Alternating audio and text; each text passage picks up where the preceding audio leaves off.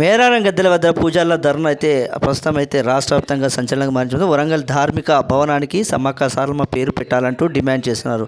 జాతర ఆదాయంలో 3 వంతు వాటా ఇవ్వాలంటూ పట్టుబడ్డారు పూజారులు. అదే పరిష్కరిస్తామని సీతక్క హామీ ఇచ్చారు. దీంతో ఒకసారి ధర్నా విరమణ చేశారు అక్కడ ఉన్నటువంటి ప్రధాన పూజారి కొక్కెర రమేష్. అదేవిధంగా ప్రధాన అధ్యక్షులు అంటే అర్చక సంఘ అధ్యక్షులు సిద్ధమైన జగ్గారావు డిమాండ్ల మేరకు మేడారం దేవస్థానం ప్రధాన గేటు ఎదురుగా అయితే అర్చక సంఘము బైఠాయించుకొని కూర్చున్నటువంటి సందర్భాలు అయితే నెలతలెత్తాయి. అయితే 1993లో అప్పటి ప్రభుత్వం వరంగల్ నగరంలోని సెంట్రల్ జైలు ఎదుట 1014 గజాల స్థలం కేటాయించిందని, 2020లో ధార్మిక భవనాన్ని నిర్మించారని, కానీ భద్రకాళి దేవస్థానం అర్చకులు అధికారులు దాన్ని వేద పాఠశాల పేరుతో ఆక్రమించే ప్రయత్నాలు చేస్తున్నారని ఆరోపించారు. ధార్మిక భవనం నిర్మాణం ప్రారంభమైన భవనానికి సమ్మక్క సారలమ్మ పేరు పెట్టాలని అధికారులకు, ఎమ్మెల్యేలకు, మంత్రులకు వినతులు సమర్పించారు. అయితే ఇప్పటివారు కూడా పట్టించుకోలేదని తెలుపుతున్నారు వారు. అయితే ఈ క్రమంలో నిరసనలు చేయాల్సి వచ్చిందన్నారు. అయితే మేడారం దేవస్థానం జాతరకు వచ్చే ఆదాయంలో తమకు 3 వంతు వాటాను ఖచ్చితంగా ఇవ్వాల్సిందేనని డిమాండ్ చేస్తున్నారు. ప్రస్తుతం జాతర ఆదాయం నుంచి 3వ వంతు డబ్బులు మాత్రమే వస్తున్నాయని, బంగారం వెండిలో తమకు వాటా అందడం లేదన్నారు. మేడారంలో దేవాదాయ శాఖ ఏర్పడిన నాటి నుంచి ఇప్పటి వరకు బంగారం వెండి అలాగే ఉందని, అసలు అది ఎంత ఉన్నదో అధికారులకు తమకు చెప్పలేదన్నారు. ఇప్పటికైనా తమ సమస్యలు పట్టించుకోకపోతే దీర్ఘకాలిక సమ్మెలు, ధర్నాలు చేపడతామని పూజారులు హెచ్చరిస్తున్నారు. అయితే పూజారుల ధర్నా గురించి తెలుసుకున్న మంత్రి సీతక్క మేడారం చేరుకున్నారు. పూజారులతో మాట్లాడిన సీతక్క ఆమె సమస్యను సీఎం రేవంత్ రెడ్డి దగ్గరికి తీసుకెళ్లి వెంటనే పరిష్కరిస్తామని హామీ ఇచ్చారు.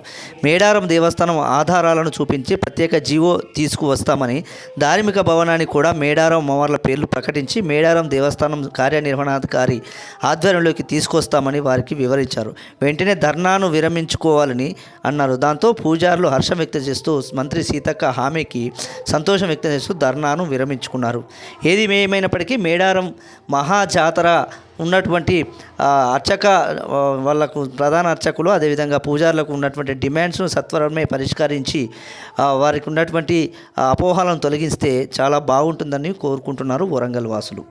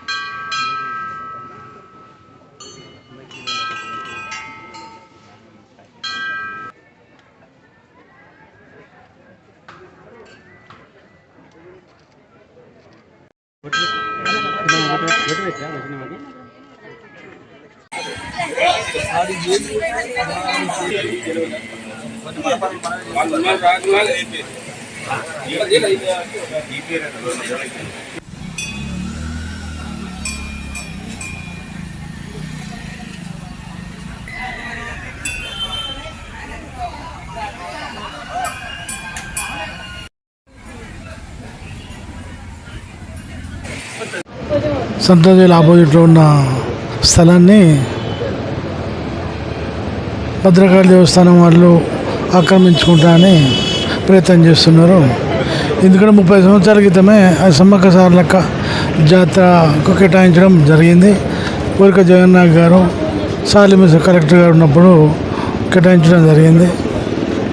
దానికి లెటర్లు కూడా వచ్చినాయి గవర్నమెంట్ నుండి.